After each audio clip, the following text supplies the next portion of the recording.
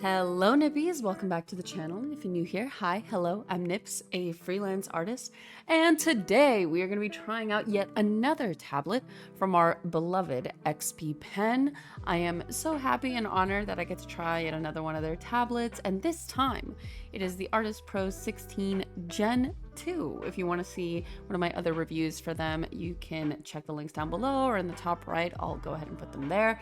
This tablet is just so gorgeous. It just feels so nice. It is a 13.5 inch display, and here we're unboxing it. I'm showing you, this is the 3-in-1 cable. We've got the booklet that it comes with, of course, all the instructions on how to use it, the warranty. It comes with the artist glove and the wipe to clean it, of course. It's got your cables here, the USB-C to USB-C for the tablet. It's got an extender, which is always so nice. I always have to, when dealing with these, if you have like a lot of cables on you and you have to like move things around, it's so nice to have an extension. And the fact that they include it is so nice. We've got one of the stars of this tablet, which is the mini control. And I just absolutely love this. I never used these other than the tour box. That was the first time I had ever tried that. Also in unison with XPPEN. If you want to check out that review, I'll put it down below as well. But it's so nice to have something that isn't the keyboard, which you can easily program and do a lot of cool things with and just personalize it to your liking, just available to you. It is Bluetooth, so it does come with this little USB that you can attach, use it wirelessly. Less cables, the better. You know that if you are an avid computer user, you know how annoying those cables get. And of course, we have our drawing pen, which has 2 shortcut keys on the side, and the eraser works as an eraser as well. A hole so that you can take out the nib easily, and then 2 styles of nibs, which I find really, really fun. They both feel very different. One is more plasticky, the other one feels a little more canvasy. I don't even know how to explain that. It feels a little less jarring and hard, I guess, if you could put it some way. Then of course you've got all the cable adapters, which another thing I really appreciate. As somebody who moved to Serbia a year ago from the US, all my stuff is still in American plugs, and so getting these adapters just feels so good. So that is something really nice. Here is a close-up of the keyboard shortcut control, and just listen to those sounds.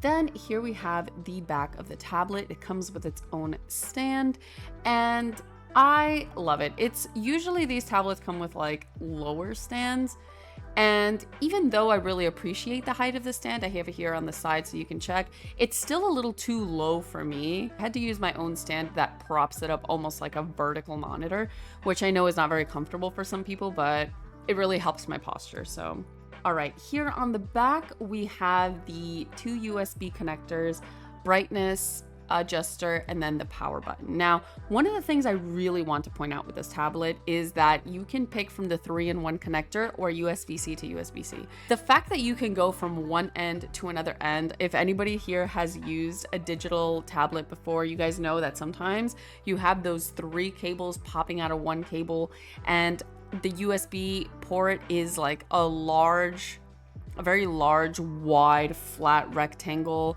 and it's like so clunky, and it gets like stuck everywhere, and then you have to bend it in order to fit on the tablet. You ruin the cable, and it's just such a breath of fresh air that the cables come, as you saw in the unboxing, as like a horizontal plastic part with the insertion part, the metal part, going down in like perpendicular fashion, so that way you don't mess up any cables, you don't have any like protruding annoying cables. So that was a huge plus for me, so I really like that. here we have the program, the XPPEN program. You can have this for the tablet and the control, as you can see, the shortcut remote. And there's a lot of cool things about this. You can customize it here with all the buttons and it'll expand them.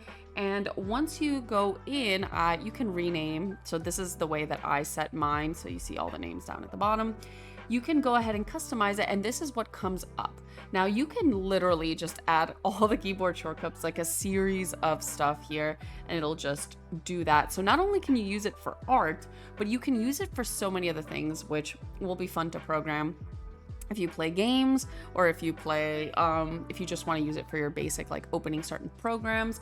And of course you have like different sets, just like the toolbox, you have different sets of keys. So if you want to, okay, I have one configuration for Photoshop, I have one configuration for my video games, you can go ahead and swap between one and the other. And of course you even have the application at the top where you can just use the program and how it works for each program. And it's just so good. It feels good. You've got the import, the save for all your keyboard shortcuts. I usually just love how these programs are all laid out and how customizable everything is. And now that we've opened everything up, we've checked the remote, and we've gone over basically how everything looks, let's get into how it feels by getting into the actual drawing portion.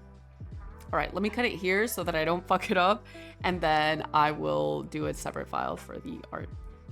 So today we are going to be drawing Hobie Brown from Across the Spider-Verse. Now, if you haven't watched this movie, I urge you, there's nothing that I can urge you more to do than to go ahead and watch this masterpiece of a film. Not just if you're a regular viewer, which if you're not an artist and you're watching this, I'm not sure why, but welcome, I guess. But the recommendation goes for everybody, but especially more if you are an artist, because oh my god, like the composition, the color theory, the animation, the character designs, the direction, just everything is so just absolutely perfect. The music, oh my god, I just love it so much. And I watched it quite a bit late, and I'm so mad, but I'm just so happy that I finally got to watch it. And if you haven't even watched the first one, you have no idea what this movie's about. You've probably seen it online. There's no way you haven't seen it online, either fan art or people raving about it, GIFs or everything. I highly recommend you watch the first one. Of course, it's called Into the Spider-Verse, and I've drawn something for that as well. The protagonist being Miles Morales, who is the Spider-Man of these movies. And one of my favorite pieces that I've ever drawn is actually from that movie. I was so excited when I first watched that movie. It was the first thing I drew when I got home, and I drew it all in one sitting. I'll put it on the screen so you guys can see. But yeah, these two movies, some of my favorite artists have worked on them. And it's just so incredible. If you follow them on Twitter, Chuenj is one of my favorite artists, and they worked on this film. And just to see their Twitter posts of like all the drafts and sketches and everything they did is just so inspirational, aside from the movie itself. So yeah, I highly recommend not just watching them, but maybe looking up some of the artists that worked on it if you want to check out their behind the scenes content and everything. So yeah, so this is one of the characters from the movie, Hobie Brown, who is Spider-Punk. And of course, if you watch the first one, I'm gonna try not to spoil anything. You know that it's basically like all the Spider-Men, just all sorts of Spider-Men from across the multiverse. And so this is just Spider-Punk, one of the many different Spider-Mans.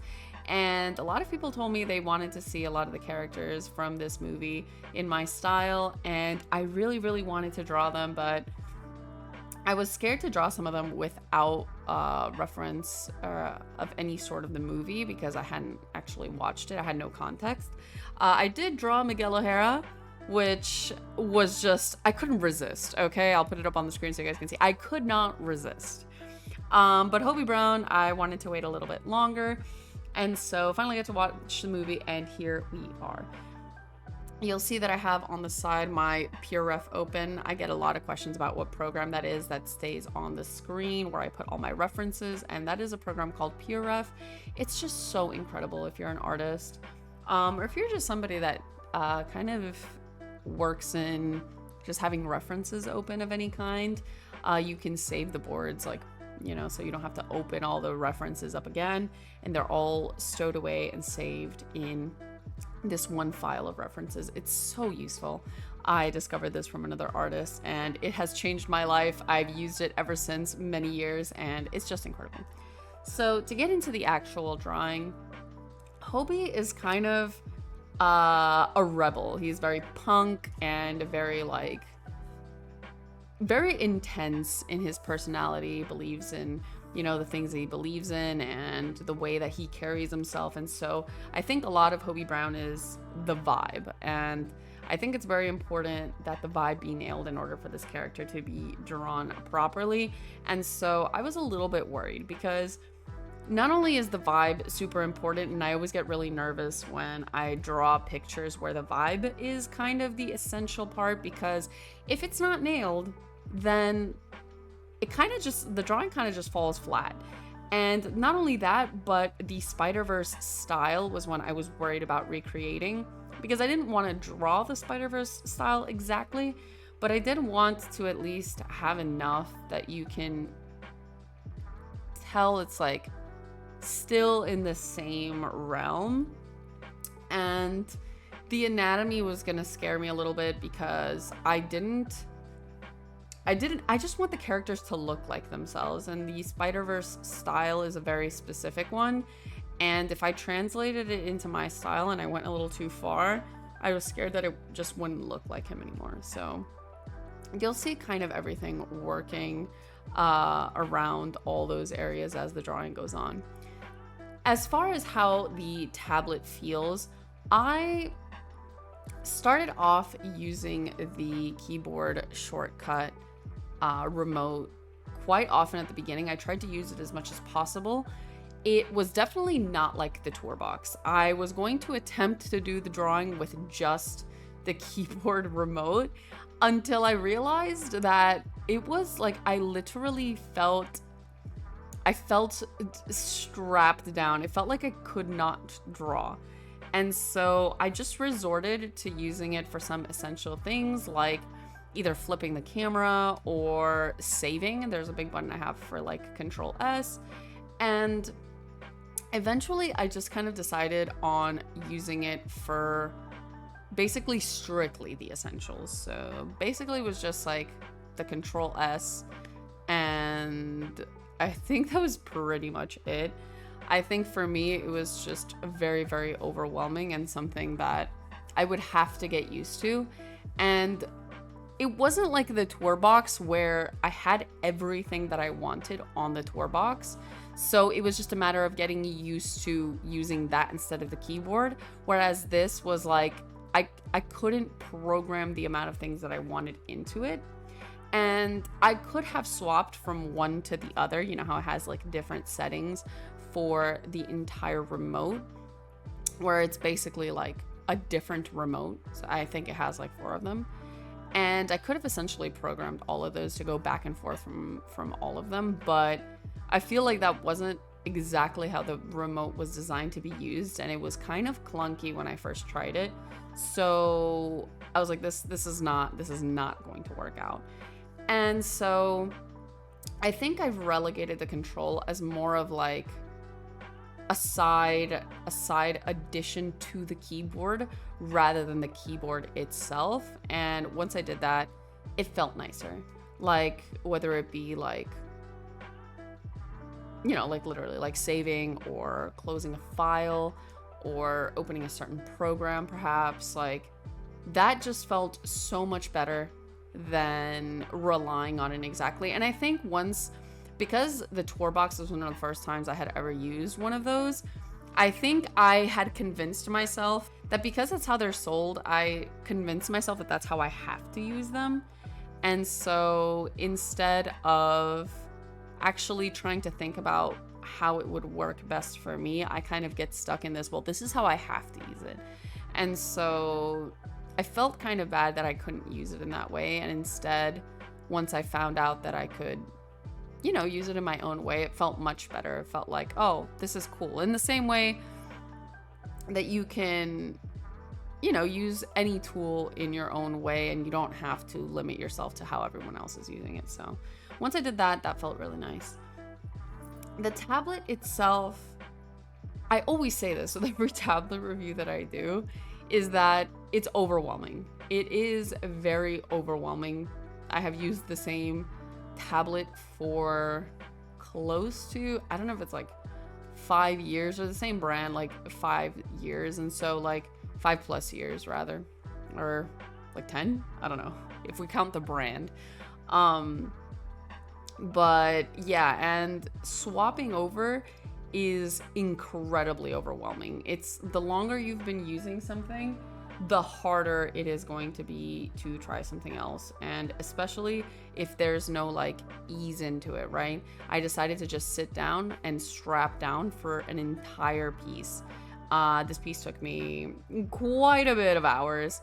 And so once it got more towards the end, I started feeling a little bit more comfortable with it. And of course, that's just natural. So a lot of how that felt at the beginning is never like how I want to say is never the tablet's fault. It's just a matter of like the adjustment period and how fast or slow you may adjust to a new tool. So there is that, the understandable frustration with a new thing. As far as the surface of the tablet goes, it is very matte. Like, it is very, very matte. It has like no hints of like shine or anything, which is kind of nice. Like, it doesn't glare, which sometimes with like screen tablets, like depending on the surface, like even with like the slighter, more matte ones, like you can kind of tell that there's like this light on it, and it's really, really annoying. Of course, any surface, like it is bound to glare unless it's like a strictly anti-glare thing. So there are some times, especially in this video, you'll see that the light just hits it at like a specific angle, and then like it's kind of like visibly covering things, but it's not so much to the point that I literally can't function. There are certain tablets that I've used that I literally cannot function. Like, I have to drop all the light in the room in order to use it comfortably. So I really liked that about the tablet. Another thing, the resolution, 2560 by 1600. I'm telling you, this shit looks good. It looks so good. Sometimes, like, I had to like make the icons and everything like a little bit bigger, not because I can't see, but because I think the resolution kind of overwhelmed me. Like, everything was, there was so much space and everything was so crisp. I was not used to it. I don't know if it's because what I'm using is like super old. I don't know what it is, but it felt like I was using a whole new PC. I was not used to that resolution. It looks absolutely incredible. Everything is like super crisp, and had no complaints there other than the fact that I am not used to it. This tablet has 16K pressure levels. And as far as like usage goes, after actually using it, it feels really, really good. It does have like a setting. Usually most tablets will have this. It has like a setting in the program. There you see my little kitty. They were just, you know, spectating, wanting to draw. They always want to sit on my lap, so they're always kind of like wiggling in there if they can. But yeah, so most programs for the tablet will have like a pen sensitivity curve that you can basically adjust it to your liking. Like, do you want to press hard for the width, the thickness to change? Do you mind it basically changing at a very light pressure? And it felt really, really good. Like, you can, it's so minute, like the differences in which you can make it change like very, very fast. Like, just from one subtle, like tiny click, it'll go from like paper thin to super thick. And obviously it depends on like the level of pen control that you have, that you might want to swap this around. It also feels nice because if you're somebody that draws for long periods of time, has trouble with like your wrist and like your hand hurting or anything, either because you're pressing really heavy, then this tablet does a pretty good job of making it lighter, and that way you don't have to press as hard in order to get the thicknesses and everything that you want. So that is very nice. I am not used to that. The level of pressures that you had and like how I'm not used to that.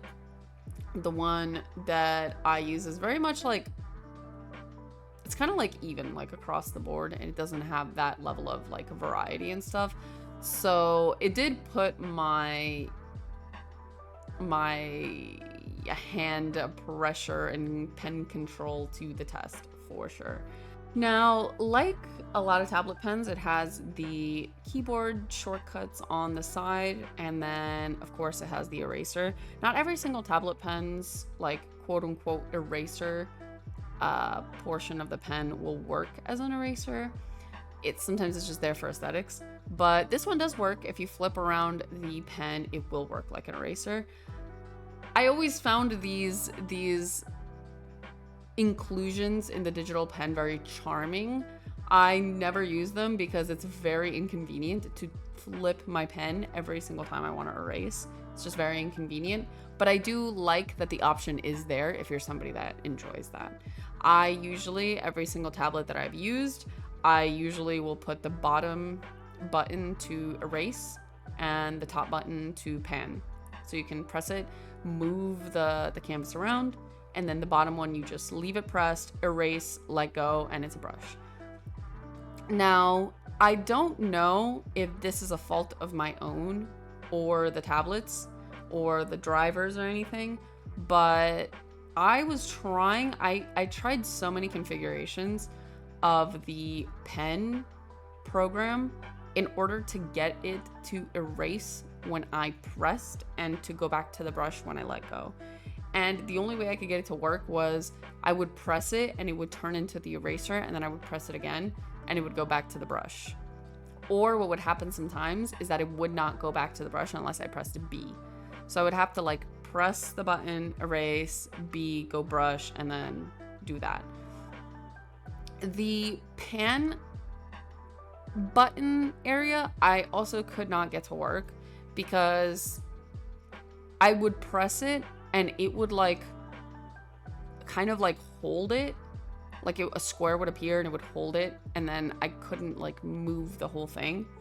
And sometimes it would rotate, which I changed because my rotation and hand tools have different keyboard settings. And so even the presets for the pan tool are not the same because you have some presets on the program, and then you can customize them yourself with the keys that you usually use, which is what I tried to do. I tried to do both of them, and I could not get it the way I wanted to. So maybe I'm just not using it properly. But I tried to get it to how I normally do it and what I'm comfortable with, and I couldn't find a way to do it.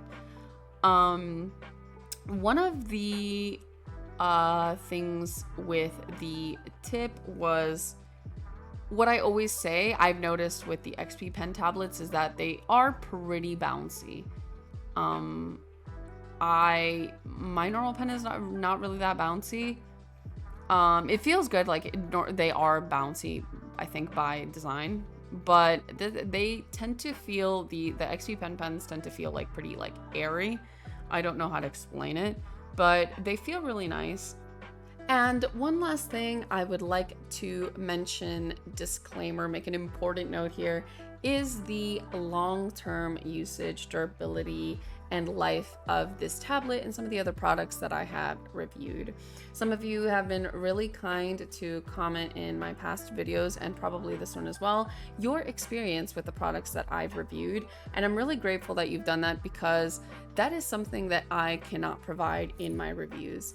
I at most use these products for around 48 hours, and so providing insight and experience for using them for more than, like weeks, months, years, is something that I can't provide, and some of you have that knowledge, and you guys are kind enough to share that in the comments. And so I really want to make note that my reviews are more of like a first impressions, and so I would take them more with a grain of salt.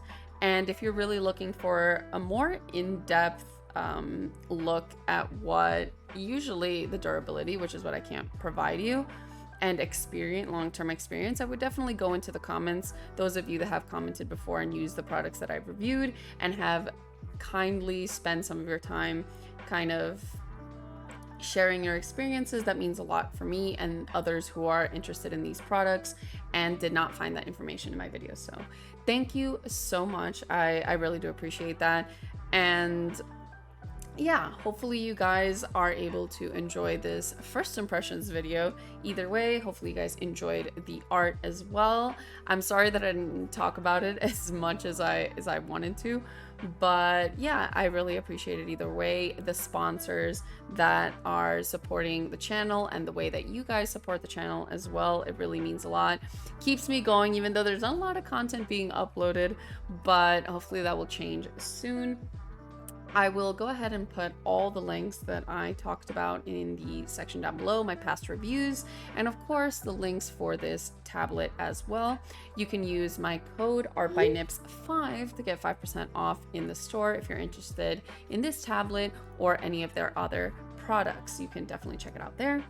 Thank you guys so much for watching. Comment down below, let me know what you guys thought about the video. Like the video if you liked it. Subscribe, join the Nippy family. The more the merrier. And thank you. Hopefully I will see you guys next video. Bye.